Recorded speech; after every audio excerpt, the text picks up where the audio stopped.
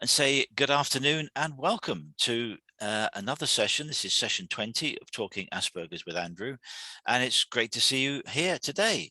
Um, Today we're going to cover a topic that comes up quite often when we talk about other things, because it all essentially boils down to a few key factors when managing and dealing with and interacting with people who are on the spectrum, and that is effective communication.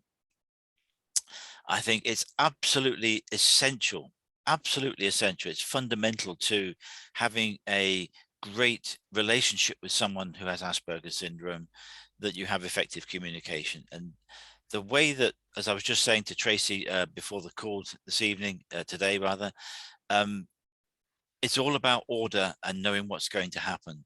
And so by setting out effective communication, which people on the spectrum, I like to have things written down. If they're not given to me written down, I would then confirm to the person that has given to me, you have told me to, we have discussed this, this, and this. These are the actions. These are my actions. These are your actions. And I would then email them back so that there's a written record from my understanding, my point of view of what we've said, what we've discussed, what was to be delivered in the time frame. Otherwise, you might know what you're doing, but then the manager or someone else might come along and say, well, actually, that's not what I meant. Well, there's no point telling me 2 weeks down the line when I'm working on something that's not what you meant. Let's discuss it at the beginning. So the words that I use when I talk about communication are specific, precise, and clear. And because people on the spectrum, I know I certainly do, we take things very literally. So we absolutely take the words that you've said and take them literally, and that's what we will do. So it's very important that people, when you're managing people who are on the spectrum or communicating with them, that you say what you mean and you mean what you say. And it really is important, because that forms the start point for any communication, any interaction, any management of tasks and so on, that you speak very clearly, concisely and precisely, so that there is no misunderstanding of what is required of you. I like checklists. I think checklists are wonderful, because if you're having a conversation with your boss, for example, and you're the person on the spectrum, by your boss coming to you with a checklist, it means a very important thing. It means that your boss, your manager, supervisor, has thought about the discussion beforehand. So that would then mean that they have thought about it. They're putting their thoughts together. They're putting some structure and some emphasis on what certain points are, what's more important than other points, so that what is discussed with you has got some logical framework around it. And it's not just, oh, I'll have a chat with Andrew about such and such, and then you miss out key points or key factors of the discussion. It's really important that the person that you're having the discussion with has thought about what they want to tell you, have a checklist, because that will organize their thoughts. It may organize them. Certain other points may come up that relate to the work that they wouldn't necessarily have thought of if it was just an ad hoc discussion. So, and obviously, if you have very clear communication, there's less chance that there's going to be errors and mistakes, which we clearly don't want to have. So by setting out very clearly, very precisely, very specifically what it is you want them to do, and allow them to process that information. One of the things that I say in my 7 steps program that I have for employers is, when you're giving instructions or having a talk with someone about a specific point, and you say, have you got any questions, is to be prepared for a silence. And that silence is because the person with Asperger's is processing what you've just told them. They're not ignoring you. You really need to get that. That's a really important point. They're not ignoring you. They're processing what you've just said. And that processing may take a bit of time. So it might seem to be an awkward, uneasy silence for you, but actually the person with Asperger's is focusing really hard on what you've said, trying to organize their questions, understand what you've asked of them, so that they can ask the questions that they want to ask. So giving them the opportunity to ask questions is really important, but giving them the time to think and process is important as well. And so I was going to open the discussion up to the floor and see what people's experiences were with communication, whether communication that's worked well and communication that hasn't worked well. So I'm going to come to you first, Damien, because we've had some conversations about effective communication on previous sessions. Yes, in terms of meetings, which is an area where you can misunderstand what's required. I like pre-meeting notes or bullet points just to show what we're going to talk about in the meeting, so we know the scope, so I can read through it and take it in and plan. That's when I can then give the most to the meeting. And then the meeting of course is clear, to the point, with as little sort of small talk as possible. I find some meetings there's too much sort of chat. You can go out to the meeting and then wonder what the conclusions were, what the actions were. Whereas if a meeting is to the precise and to the point, with preferably a summing up at the end of who's going to do what, then that tends to work best for me. So basically clear parameters of a meeting, and basically something written down before and then afterwards as well, so to sum up. So I find it best. Yeah, I agree. You've made some very good points there. I think pre-meeting notes is really important because it gets you in the right frame of mind, understanding of what's going to be talked about, what you want to talk about, having a clear agenda, having actually someone, as well as making your own notes, but having someone to take formal minutes. I prefer minutes rather than notes, and there is a difference between the two. Notes is kind of summarizing the key points that were discussed. Minutes is more formal, and well, if there's a difference of opinion in a discussion, then it would go into who said what and what their point was, and if someone had a difference of opinion, that difference was then recognized and noted and recorded. So a lot of time I've been in meetings where they've made notes, which is important. It's important to make notes of the key points we discussed, particularly any action points. But I actually think that minutes are far more important because they give you a flavor of what was discussed, who had differing points of view, and whether that conflict in points of view was resolved or not. So that's an important aspect of a meeting. As you say, Damien, it's really important to have a structure to it, have an agenda. And meetings, I find that quite often when I used to work as a geologist, that some people would just have meetings for the sake of having meetings, which I would find quite almost a waste of time for me.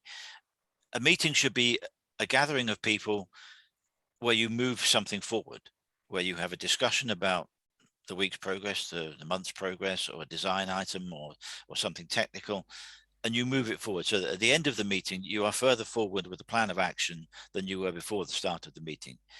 If the meeting is just people defending their positions and sometimes just talking for the sake of talking, that's not a constructive use of time as far as I'm concerned, because what's the point in just listening to someone rattle on for a long time in a meeting?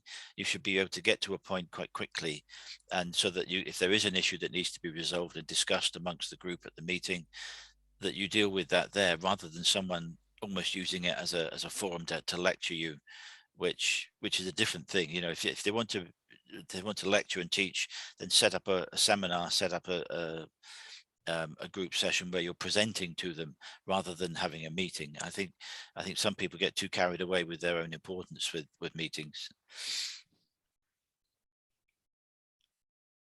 Are you there, Corey? Have you had any experience of this? The microphone is off. Yeah, I saw. I wondered whether she was there, but was just on mute. So, but we'll carry on.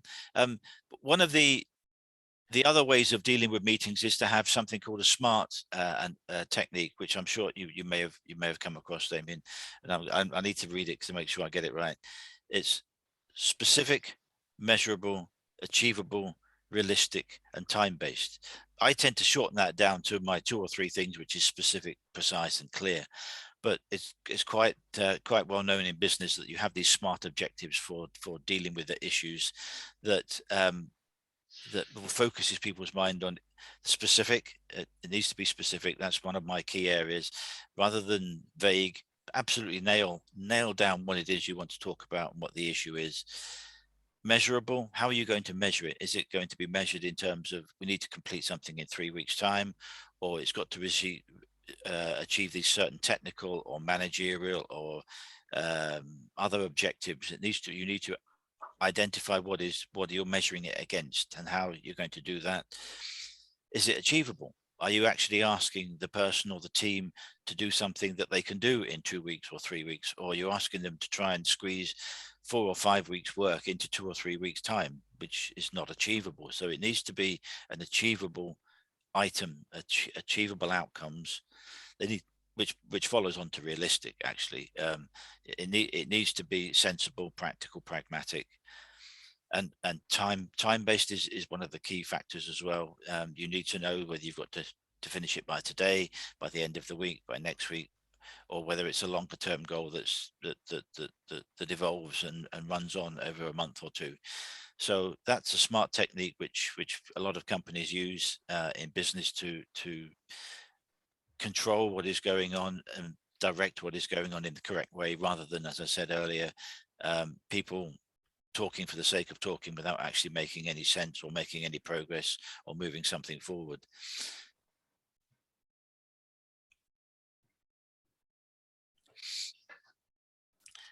As a geologist, I quite often found myself in meetings. I know I've spoke about this before, but the others haven't heard it.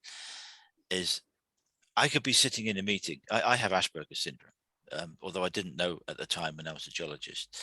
I could be sitting in a meeting and I would have a question in my head. I go, why is no one asking this question? And I would sit there for a little while and I would hear what's going on. And you can tell. I'm not always very good at picking up on subtle signals of people and communication, but I could tell in those circumstances that people were trying to avoid the particular issue and asking that question. So I'd sit there and think about it for a little while, and I go, nope, I think we need to ask this question. So I would say, I've got a question, and I would ask this killer question, and sometimes the looks that I would get around the table were, where did that question come from? Why have you asked that question? But the key thing would be is that actually, if we talk about that question, we would find a solution to the problem that we were talking about. And I can remember one particular occasion on a project I was working in North Wales, where I did this and we moved things forward. And after the meeting, the client liked to go for a walk around the site and have a conversation with me about various things. And he would say, insightful question, Andrew, but I think you took a few people by surprise. And I said, yeah, well, it wasn't my intent. My intent was to move something on. And my project manager came over to me not long afterwards on the same day and said, Andrew, where did you get that question from? Where did it come from? I said, it seemed obvious to me. And if it seemed obvious to me, surely it must have been obvious to someone else. So I will ask the question. And quite often, I would ask what might be conceived to be the stupid question. Ask the stupid question, because there isn't really such thing as a stupid question, because it might make people think in a different way or view something or approach it in a different manner, which might move something forward, come to a solution or a resolution, or fix a problem that might have been ongoing for some time. So I was never afraid of sticking my hand up, almost literally sometimes, and asking the stupid question, not to make myself look foolish, although sometimes that actually worked quite well. So it helped move something forward. So asking the stupid question actually can be a very good breaker in resolving a stalemate that you might have in a meeting situation. So that's something that can work quite well. And I'm just wondering if you've used any particular techniques, Damien, to try and get to the hub of something. Yeah, maybe at meetings, people have accused me of not being very diplomatic or saying things that are considered not good things to ask.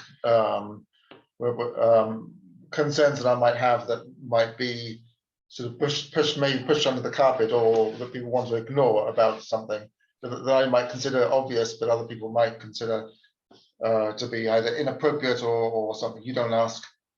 Yeah. Especially if a project is going wrong and it's very obvious as to why that is, and I want to bring up the obvious thing, which might be difficult because it might involve something that's spending more money or changing the way we do something. But some people don't want to do that because they will consider that you might, by saying that, you might offend the person who's organized or made the original decision to do it a particular way. So I suppose there's that way of not being particularly diplomatic, and also maybe not possibly quite often reading maybe the psychology of how people are reacting. If someone's hinting something to me, I might not necessarily get it, and so I might say something that, let's say, that maybe is undiplomatic or is to the point.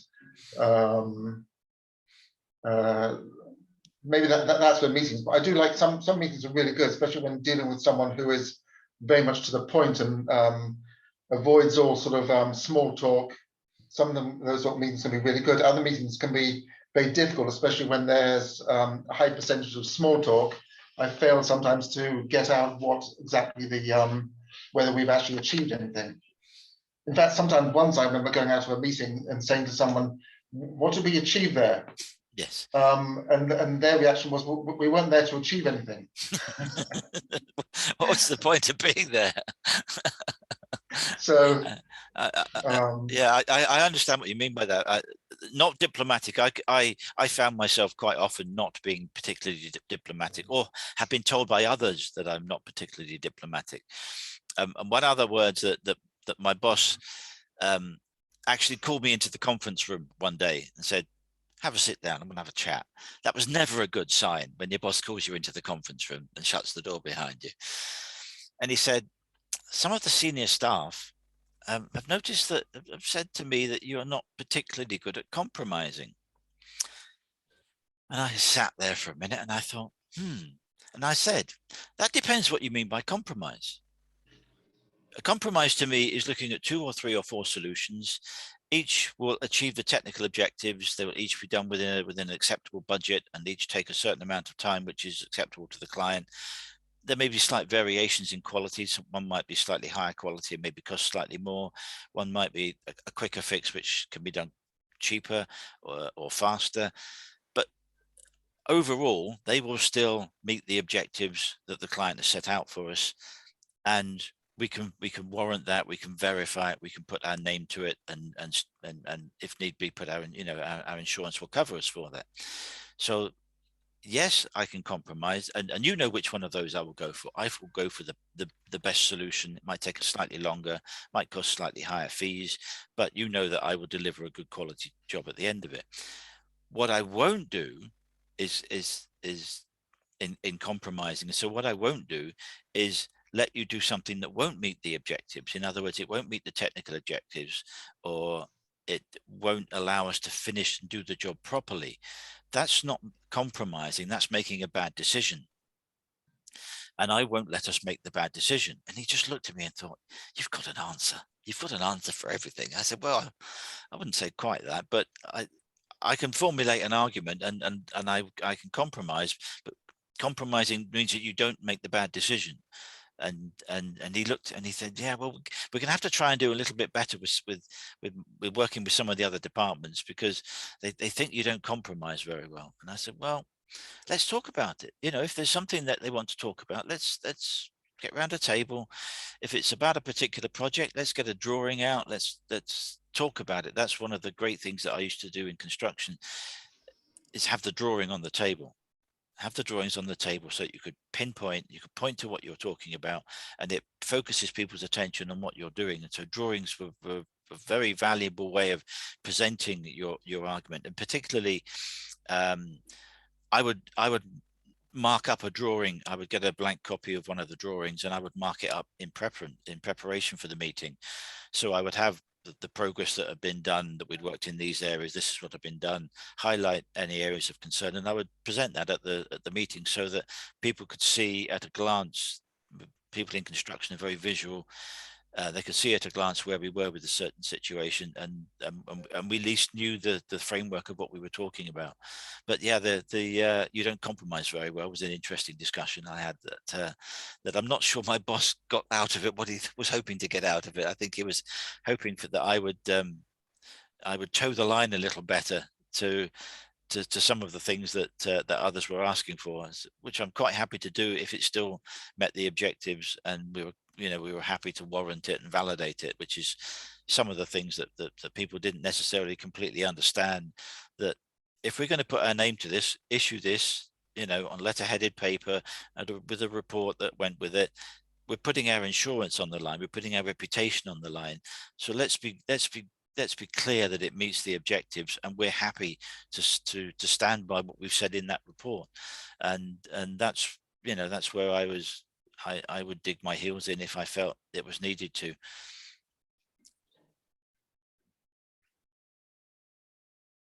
But so those sorts of situations are about the interpersonal relationships you have with others, and building those up.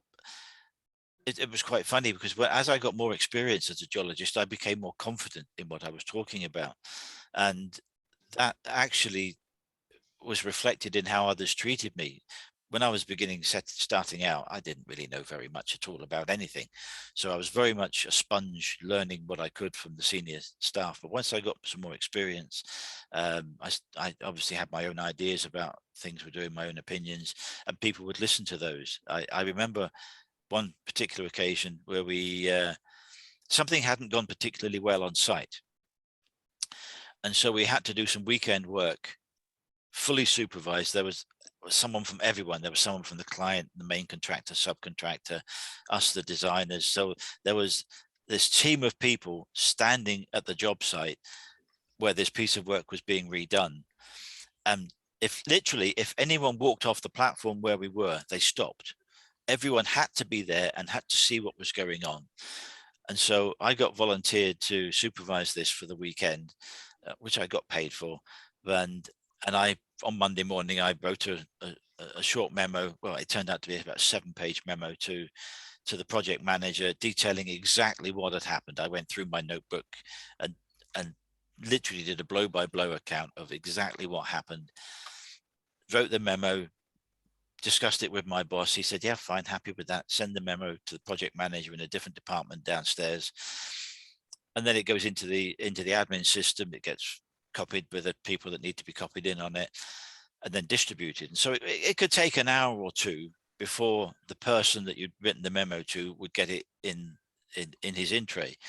And I remember sitting there carrying on with something else, and he literally came running up the stairs, huffing and puffing with this piece of the paper in his hand, and he goes, have you seen this report? I said, seen it, I wrote it.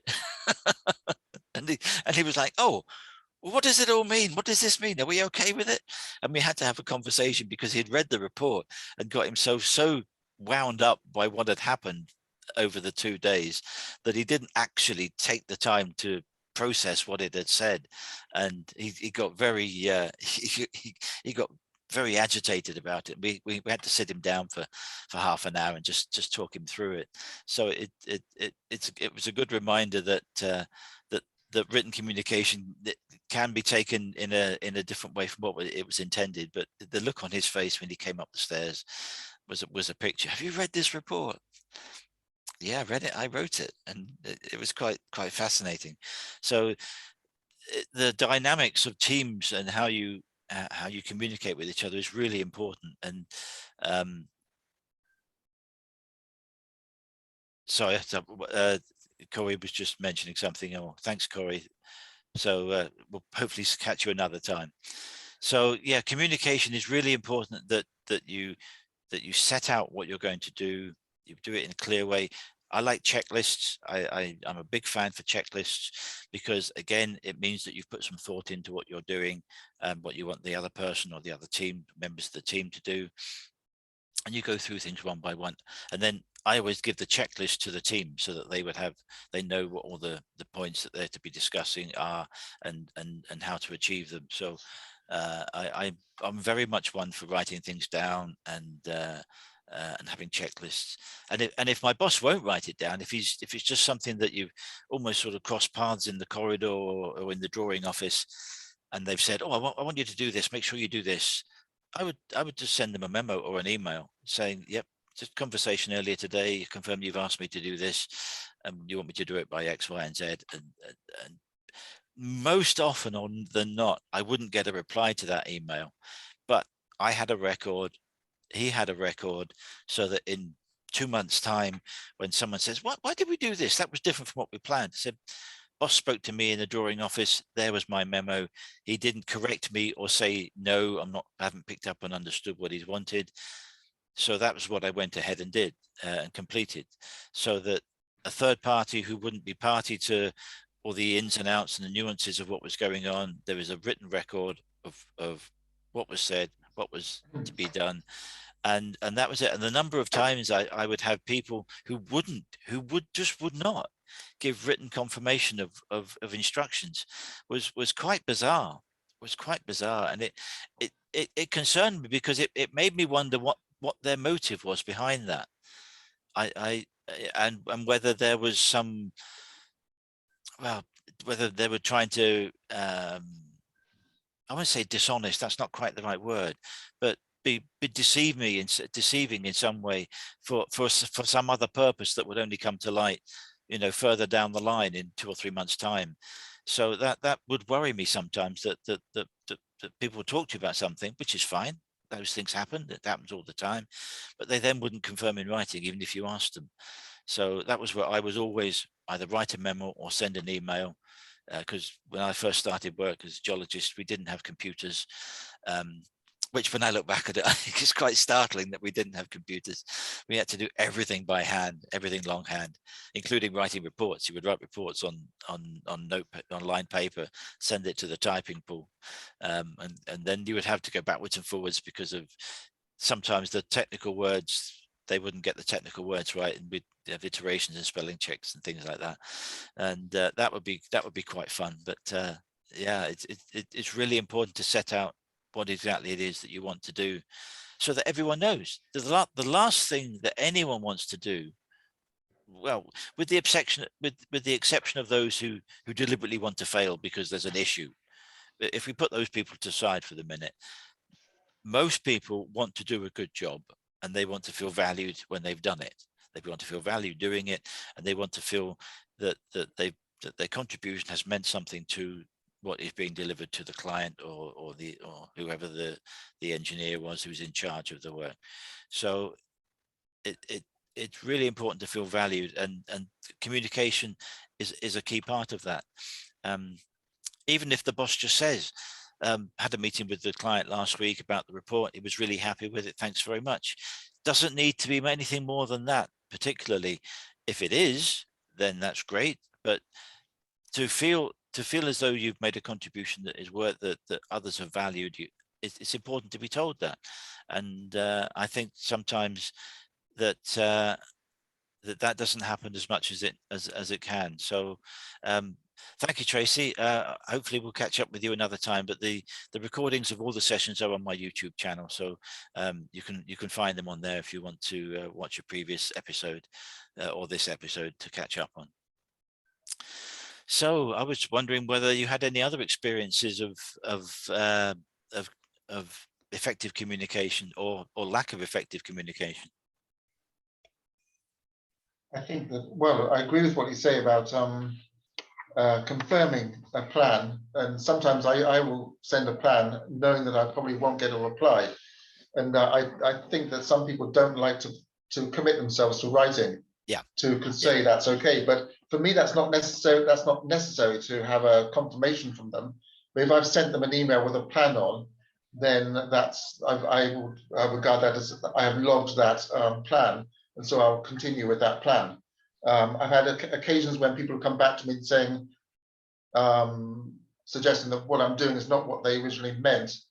And so I've shown them the email that I sent them, or the plan that I sent them, and said, this is what I sent you. And so for me, it covers me having sending a email. But I also find that other people like to have these sort of meetings where you chat, whether they think that it's almost evolves, the meeting evolves and comes up with new ideas or whatever reasons. I think some people don't like to have minutes before a meeting and written minutes after a meeting. They like to have these chats where people then seem to agree on something, which is not necessarily then written down. So I've had meetings as well where that have been, it could have been very factual and very to the point, but have been a large percentage of has been what I would call small talk. And at the end of it, I haven't known what the conclusion was, when there could have been an actual conclusion. So I've then made my own conclusions and sent those out. And having had a meeting, I think that we should go. I guess that we should be doing X, Y, Z, and so I send that out, and then that again covers me. I completely agree with that. I completely agree. The other thing that I found with when I was a geologist, there were times when I didn't feel as though I was part of the team. That was clear, and I now know that was the Aspergers and that my ways of doing things. The annoying part about that was that sometimes I would be the person who knew most about the subject of the day-to-day nitty-gritty of of a particular project, but I was the one that was kept out of the meeting. So they would go ahead and have the meeting. They'd reach a decision on what ways forward and what to do. I would then get feedback, that information. I said, well, that's not how I would do it. That's not what I would do. Or you haven't got all the facts. And if they haven't got all the facts, then they can't necessarily make the right decision. And I would say, why wasn't I at the meeting? Oh, well, we could manage without you. Well, and when I've seen what you've come up with, that's not how I would do it. So we then have to have an interesting discussion where I tell them the facts that they should have had, and I make a recommendation for a certain course of action, and they'll say, oh no, we decided something else. And that used to that really did frustrate me a lot when I was the one who was doing the work. I knew what all the pertinent facts were, but they wouldn't listen to me. They didn't want me to be at the meeting in case I said something like one of my stupid questions, or an undiplomatic question, or an undiplomatic comment. And they then went on to make decisions without me. I mean, they are allowed to. They are more senior and they are the directors. But when that doesn't work, or when I don't tell them that there was a different way of doing it, and the information that we had would lead to a different conclusion or a different solution, they would say, oh, well, we've done this now. And you're left thinking, well, what's the point? Where do we go from here? And that I found very frustrating, where I was ignored and not considered suitably suitable to be at the meeting. And that would concern me, because I was wanting to make sure that we came up with the right conclusions, right solutions, and that we all knew what we were doing, so that the client got a good product at the end of it. And that frustrated me. That did frustrate me. Yeah. I've had similar experiences where someone has said, don't tell Damien that Yes. we're doing it at the moment. Yes. Yeah. Because he'll be difficult about it. Or sometimes it's not in their favor, because on certain subjects I know what could go wrong. Yes. And so if they consult me, I may be sometimes difficult or a stickler for the detail, but it is useful to get those, because we've had things go wrong because I haven't been consulted. So it's I agree. I've been in that situation, and it's not comfortable. because you want to do the right thing. And if Exactly, yes. your opinion isn't valued, then what are you there for in the first place? So yeah, I would often get told, we've had a meeting about this and this is what we're going to do, and I would look at what they've done, and I'd think, well, that's not the conclusion, that's not the solution that I would, the facts and the information and the data that we have would lead me to draw. And that would frustrate me, and I fully accept that I might not have the right answer, you know. Mm. But at least let me in on the discussion, present the facts, Yeah, yeah, so have that a chance. we got the chance. So, but that didn't happen some of the times, and that was frustrating. So we're running up to the end of our time today, which has been another useful discussion on effective communication, which I think we've learned that it needs to be written down, needs to be recorded, needs to be planned, and you need to have the right people in the room to make the right decisions with all the facts at their disposal. So thank you very much, Damien, and to Tracy and Corey for coming along today. The video will be uploaded to my YouTube channel tomorrow, and I will be posting on Friday what next week's topic will be, unless you had any particular topics that you wanted me to discuss next week. If you think of anything, then please drop me a line. But other than that, I will stop the recording.